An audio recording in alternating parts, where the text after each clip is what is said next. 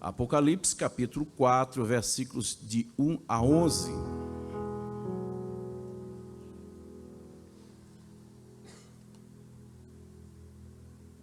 Todos acharam? Todos acharam? Diz assim: depois destas coisas, olhei, e eis que estava uma porta aberta no céu. E a primeira voz, que como de trombeta ouvira falar comigo, disse: sobe aqui e mostrar-te-ei as coisas que depois destas devem acontecer. E logo fui arrebatado em espírito, e eis que um trono estava posto no céu. O que estava posto no céu? E um assentado sobre...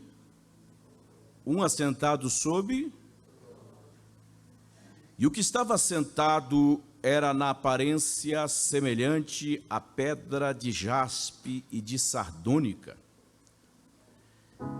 E o arco celeste estava ao redor do trono, e era semelhante a esmeralda. E ao redor do trono havia 24 tronos, e vi assentados sobre os tronos 24 anciãos vestidos de vestes brancas, e tinham sobre a cabeça coroas de ouro, e do trono saíam relâmpagos e trovões e vozes. E diante do trono ardia 7 lâmpadas de fogo, as quais são os 7 Espíritos de Deus. E havia diante do trono um como mar de vidro, semelhante ao cristal, e no meio do trono e ao redor do trono 4 animais cheios de olhos, por diante e por detrás. E o primeiro animal era semelhante a um leão, e o segundo animal semelhante a um bezerro. E tinha um animal, e ao terceiro animal o rosto como de homem. E o quarto animal era semelhante a uma águia voando. E os 4 animais tinham cada um respectivamente 6 asas. E ao redor e por dentro estavam cheios de olhos. E não descansam de dia nem de noite, dizendo: Santo, Santo, Santo é o Senhor Deus, o Todo-Poderoso, que era, e que é, e que há de vir.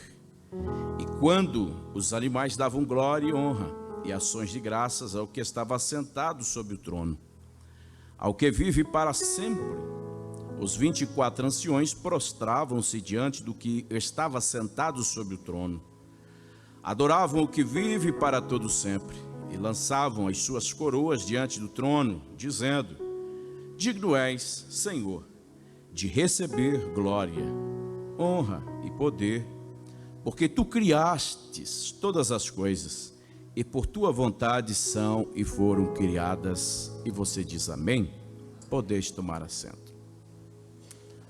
Queridos, é interessante nós falarmos também que esta manhã nós tivemos a nossa maravilhosa consagração, um momento muito especial na presença de Deus. E eu deixo aqui uma palavra em especial aos nossos obreiros, para que venham à consagração, também aos nossos coordenadores, líderes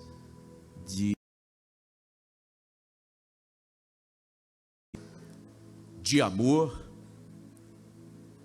que sustenta todas as coisas. Logo, nós estamos falando de um trono e alguém que se assenta sobre ele, e esse que se assenta sobre o trono, um ser que possui qualificativos, atributos, e muitos dos seus atributos, dos seus qualificativos, não são comunicáveis aos homens, sendo ele, tão somente ele, o Todo-Poderoso. Portanto, o véu, ele é retirado, especificamente no versículo 2, capítulo 4, que nós fizemos menção na leitura, quando João ele diz: e logo eu fui arrebatado em espírito, e eis que um trono estava posto no céu, e um assentado sobre o trono. Grife essas duas palavras ou expressões: um trono e um assentado sobre o trono.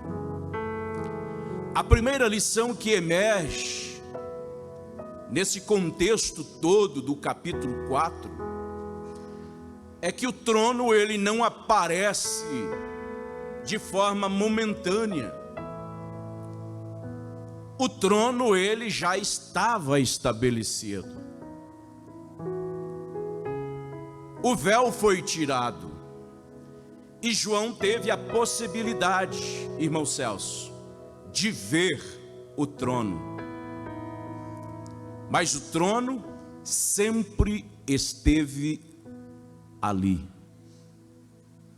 Ou seja, o texto não diz que o trono foi colocado porque da visão de João. O texto não diz que o trono surge em razão às crises de João. O trono ele não surge em razão, em resposta às contradições na história de João, ou por outra realidade ligadas a Pátimos e a sua prisão. O trono já estava lá. O salmista disse: o seu trono, ó Deus, ele é eterno. O seu trono, ele é perpétuo. O cetro do teu reino é um cetro de justiça e eterno. O salmista disse: o teu trono está firme desde então. Tu és desde a eternidade. Logo, o governo de Deus não tem começo e também não tem fim. O seu domínio, o seu trono, ele é atemporal, inabalável, autoexistente para sempre. O trono de Deus não precisa ser montado, ser erguido, daqui um pouco ser restaurado. Antes que houvesse forma, tempo, matéria, o trono já estava lá. Gênesis não começa apenas com a criação do mundo, mas com a manifestação do poder e da autoridade que emana deste trono. Você pode dizer amém? Então, independente do contexto da nossa história, o trono, ele não se move. Independente das minhas crises, independente das minhas frustrações, dos meus abalos, dos meus desencontros, das minhas experiências traiçoeiras, o trono de Deus, ele não se abala.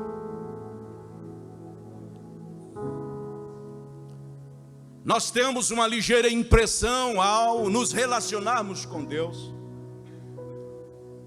de que Deus ele está fadado aos nossos limites,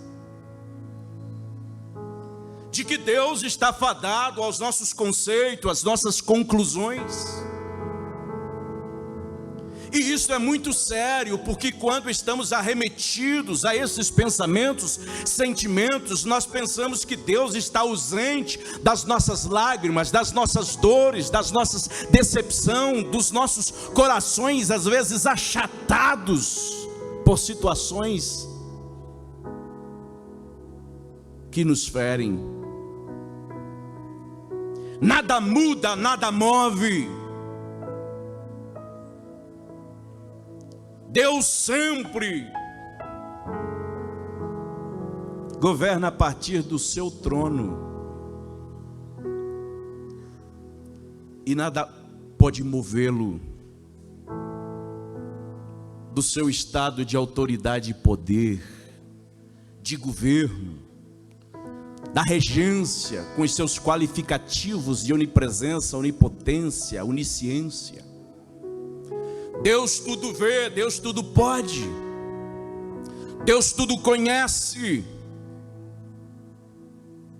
Eu vou repetir para que você possa alimentar a sua fé. Deus tudo vê, Deus tudo pode, Deus tudo conhece. São as nossas emoções que às vezes nos levam aos limites das percepções daquilo que Deus é, do seu trono, do seu governo. Se você crê nisso, levante a sua mão, abra o seu coração, dê espaço para que a esperança possa voltar mais uma vez.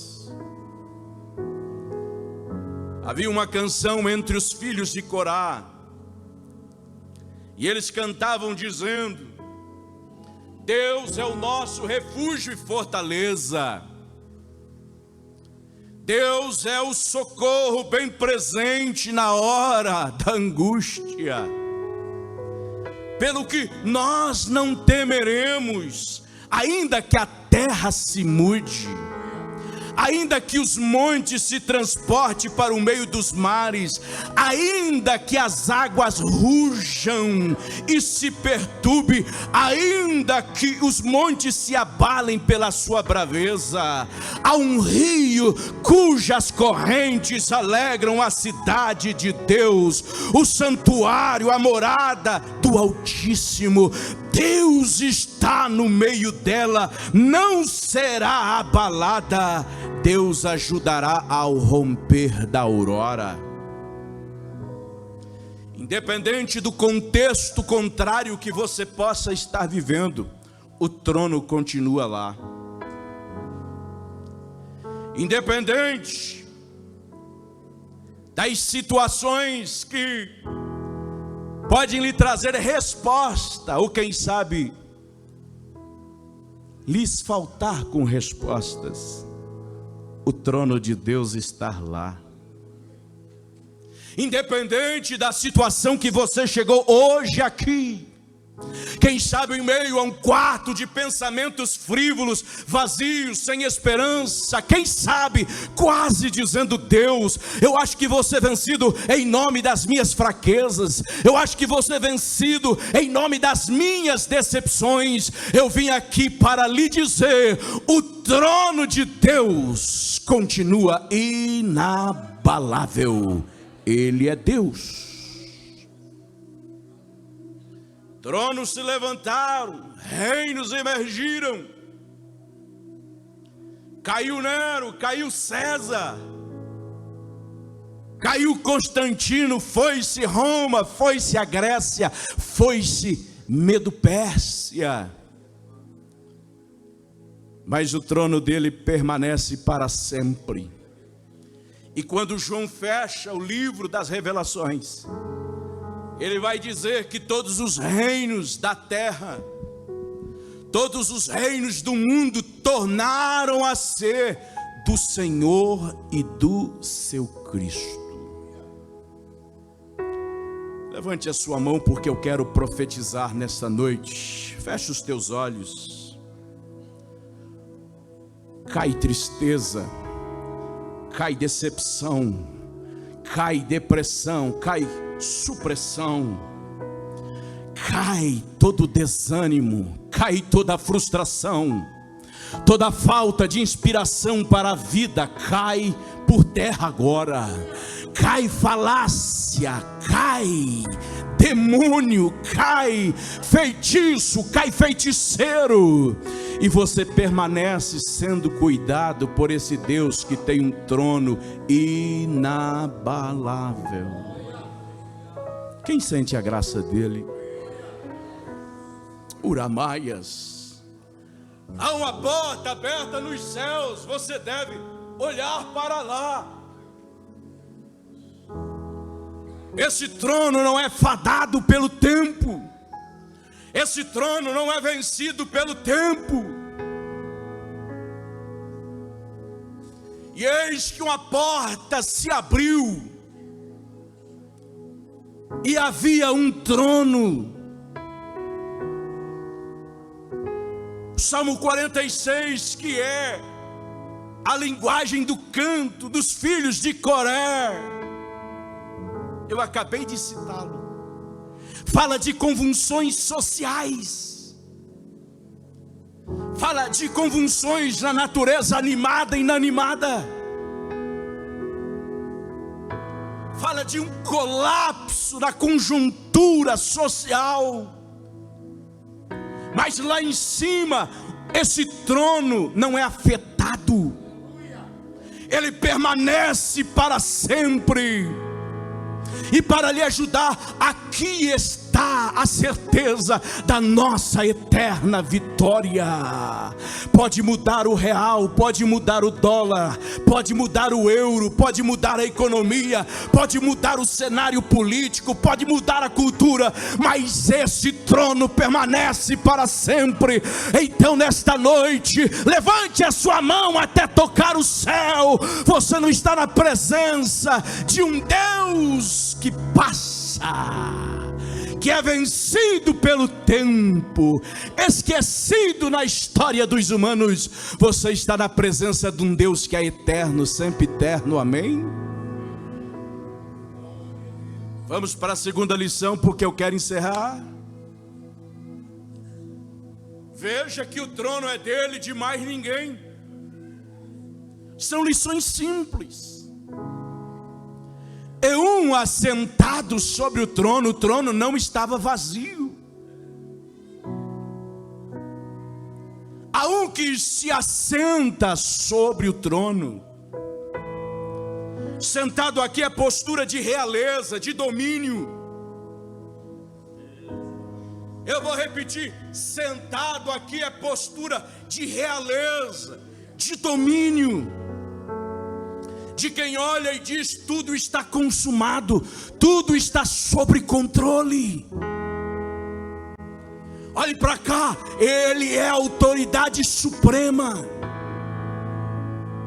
Só na Índia existe mais de 330 milhões de supostos deuses. Quando você olha para a Grécia, para Roma, para essas nações, principalmente das escrituras, você vai ver os panteões de deuses. Mas ele é o Deus dos deuses. E a revelação do trono, aqui, na linguagem de João, ela é contemplativa e é propósito.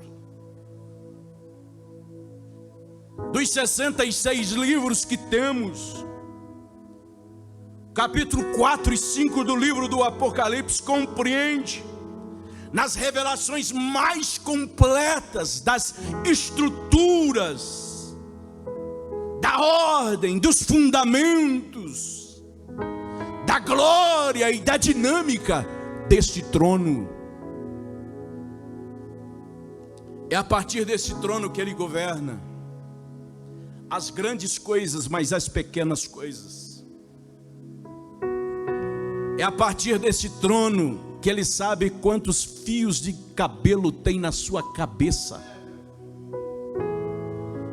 É a partir desse trono que ele sabe quais foram os milésimos de segundos que você colocou o pé para fora da sua cama na manhã deste dia.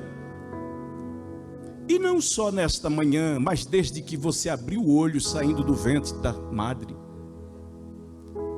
É a partir deste trono que ele governa o seu ir, o seu vir, o seu estar.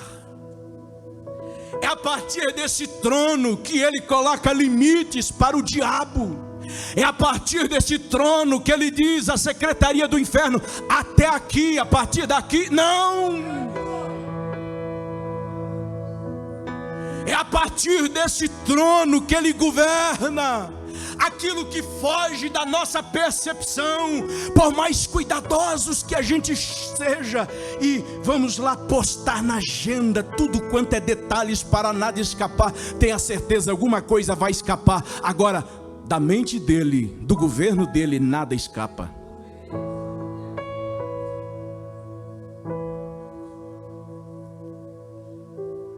Ele tem miríades de miríades, milhares de milhares, milhões de milhões. Estas são as expressões relacionadas aos seres angelicais, miríades de miríades, milhares de milhares, milhões de milhões. Os serafins que cuidam a ordem da santidade estão acima do seu trono, e eles fazem rotação e translação em cima do seu trono e verbalizam dizendo Kadosh, Kadosh, Yahvé Sabaoti, e eles cuidam literalmente da santidade daquele que se assenta no trono. Seres afogueados, seres extraordinários e poderosos, mas o trono não pertence a eles. Ele tem os querubins que cuidam a ordem da guarda divina, anjos poderosos, seres extraordinários. Se entrasse um querubim aqui esta noite, não ficaria ninguém aqui. Mas o trono que João vê não é dos querubins.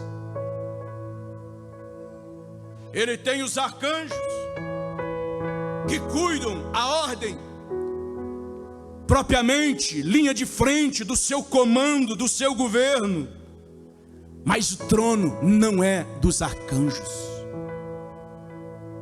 Vocês já aprenderam comigo? Na sala do trono existem 26 tronos, logo 24 tronos são designados para os 24 anciões, 12 representando as 12 tribos de Israel, 12 representando os 12 apóstolos.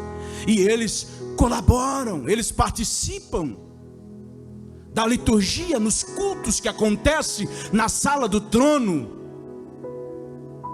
Mas esse trono não pertence a nenhum dos 24 anciões. Existe o conselho angelical, existe na sala do trono 7 anjos que assistem de linha de frente, diretamente, a serviços imediatos deste que está sentado no trono, e um deles é Gabriel. Mas o trono não pertence a esse conselho divino. Paulo escreve em sua teologia, Colossenses capítulo 16, ele diz que os principados, potestades foram criados por ele e para ele, a serviço dele. Zacarias abre o leque da revelação e diz que viu homens montados sobre cavalos, enviados para percorrer a terra e reportar a sua condição. São mensageiros, anjos, governadores, ligados à vigilância, administração divina sobre a terra, sobre as nações. Esses cavaleiros atuam como observadores, executores do governo celestial. Mas o trono não pertence a eles. João fala de anjos que cuidam do fogo, anjos que cuidam da água, anjos que cuidam dos 4 ventos. Mas o trono não pertence a nenhum deles. É interessante nós entendermos o que significa esse trono. Nós acostumamos com a linguagem, o seu trono é eterno. A base do seu trono é justiça e juízo, e à frente de ti vai a misericórdia.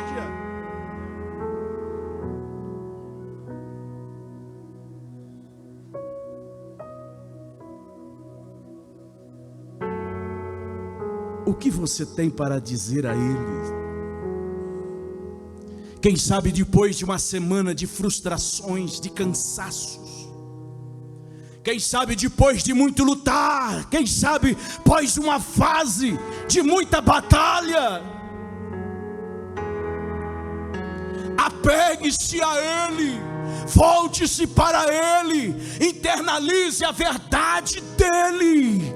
Escute aqui, Ele está sentado no trono, Ele não está na sala que governa o universo, desesperado em meio aos anjos, fazendo reuniões, correndo daqui para lá, com a mão na cabeça em desespero. Não, Ele está sentado no trono, Ele tem o governo, Ele sabe o que faz. Vamos encerrar? No capítulo 4, versículo 5, que você leu comigo, diz assim: do trono saíam relâmpagos e trovões. Saiu o quê? Do trono saía relâmpagos e trovões. Diante do trono ardia 7 tochas de fogo, que são os 7 Espíritos de Deus.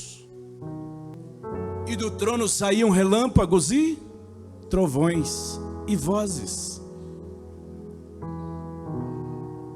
Diante do trono há o altar de incenso. De hora em hora, um ancião responsável pelo turno daquela hora, ele levanta-se com uma harpa em uma das suas mãos e com incensário em outra, e ele vai frente ao trono e se prostra, se rende em adoração, e depois ele derrama o incensário sobre o altar, que são as orações dos santos. É aquilo que Davi fez lá no santuário, lá em Crônicas, lembra? Arregimentou 24 horas os sacerdotes, porque os céus regem a terra.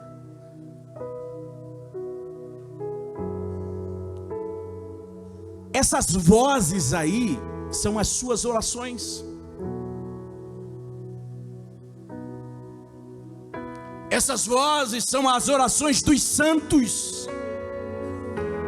Eu ouvi certa vez que Deus responde às nossas orações a partir das suas narinas, porque Ele inala o incenso que sobe. É por isso que o salmista diz: suba a minha oração como incenso perante a sua face. Capítulo 8 de Apocalipse, você vai ver as orações condensadas, incensos que estão sendo condensados e serão queimados no período da grande tribulação.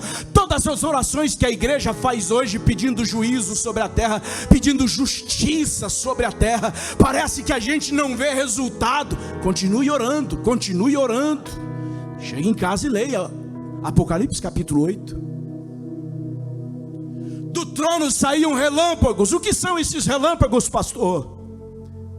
São seres angelicais que sobem e descem. Quem já estudou angelologia sabe que a velocidade de um anjo, ela é, dentro do nosso mundo, é mensurada como um relâmpago, uma faísca, né? A velocidade de um anjo. Imagine que um anjo, ele ultrapassa a velocidade da luz.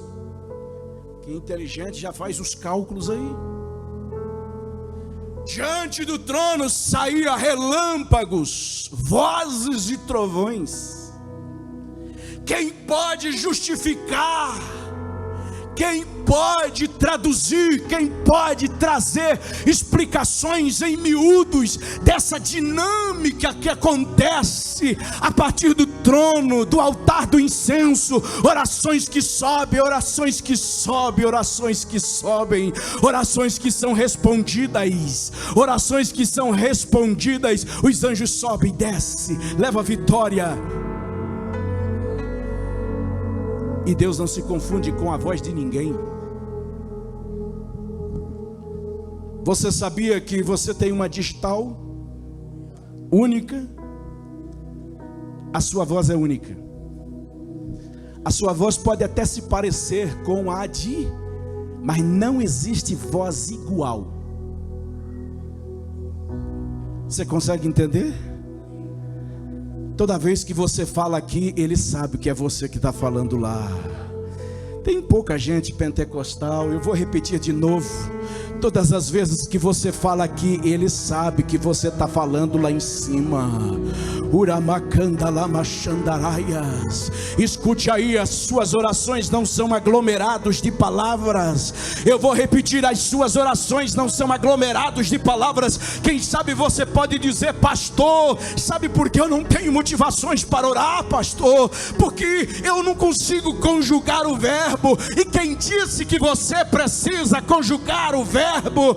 Ei, Paulo disse que nós não sabemos orar como convém, mas o Espírito intercede por nós com gemidos inexprimíveis. E eu não quero ser ativador de auditório, né? E barato ainda. Mas teve anjos hoje que militou ao seu favor. A Bíblia diz que Ele faz dos seus anjos labaredas de fogo. Ou os seus mensageiros, você não vê, mas o céu está trabalhando ao seu favor. Você não viu, mas o céu trabalhou para que você estivesse aqui.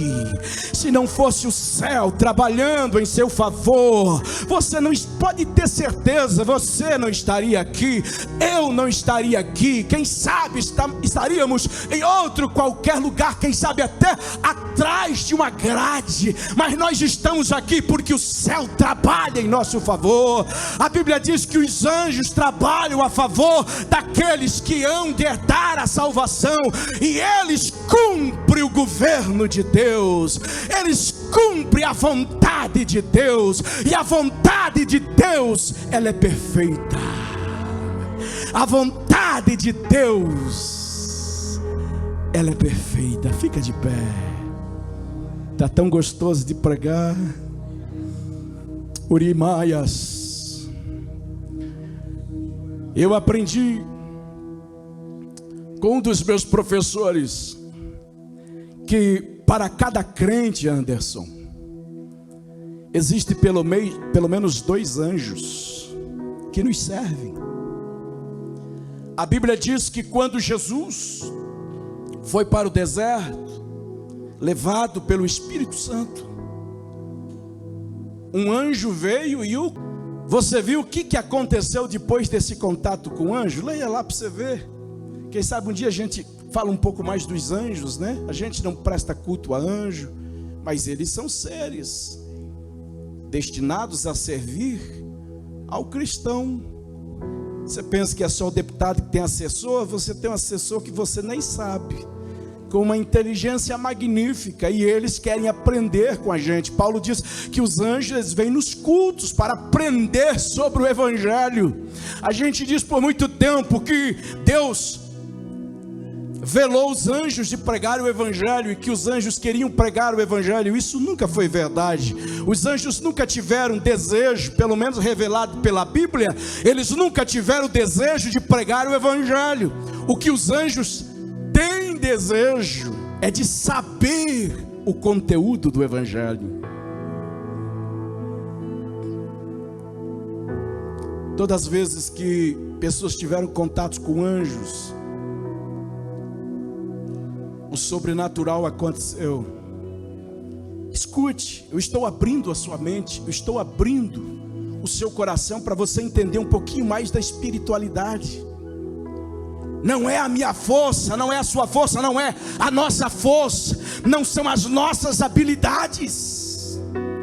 Entenda, há um governo de Deus sobre a minha vida, há um governo de Deus sobre a sua vida, há um governo de Deus sobre a nossa vida. A gente não vê, mas esse governo está trabalhando diariamente. Enquanto nós dormimos, esse governo está agindo. Enquanto nós estamos às vezes até murmurando da vida, tem anjos travando batalhas espirituais sobre a nossa cabeça, porque da misericórdia, da bondade, da graça de Deus. Quantos entendem? Fecha os teus olhos. Há uma graça revelada aqui esta noite. Oh, há uma presença manifesta aqui esta noite. Uramande clemai chomanahas. Uramande clemio manahas tuimeneia. Oh, aleluia.